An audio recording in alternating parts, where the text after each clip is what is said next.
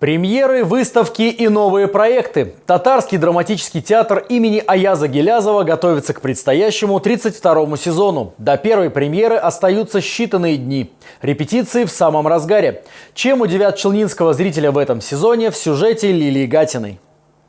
После небольшого перерыва труппа Татарского драматического театра готовится к новому 32-му сезону. Уже 1 октября актеры представят спектакль по пьесе Фатхи Бурнаша «Ешь Юреклер» в режиссуре художественного руководителя Олега Кинзягулова. Премьера знаменательна тем, что на новой сцене впервые покажут татарскую классику с участием всей труппы театра и оркестра. Главные роли в спектакле исполняют Гулина Фахриддинова и Руслан Аюпов. Когда я учился в Казани, я отучился в Казанском театральном училище, и этот спектакль у нас был дипломным. И как раз-таки в этом спектакле я играл ту же самую роль, образ Хайретдина.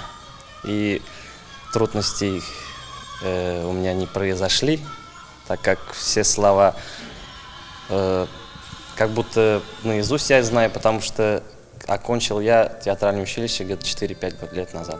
Сезон обещает быть насыщенным. Часть спектаклей удалось поставить благодаря грантовой поддержке. Благодаря средствам гранта от Союза театральных деятелей Татарстана зрители увидят постановки «Капка» по пьесе Айгуль Ахмедгалиевой «Абу-Галисина по Каюму Насыри». Всего в театре готовят 4 премьеры.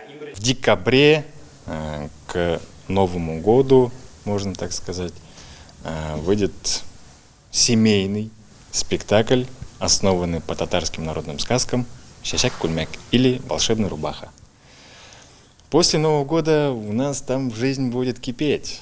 К открытию нового сезона приурочили запуск проекта «Твой голос в театре». Организаторам предстоит ежемесячно выбирать голос, который будет приветствовать зрителей перед началом спектакля. Первым победителем проекта стала Эльза Ярушкина, представительница фонда «Солнце внутри».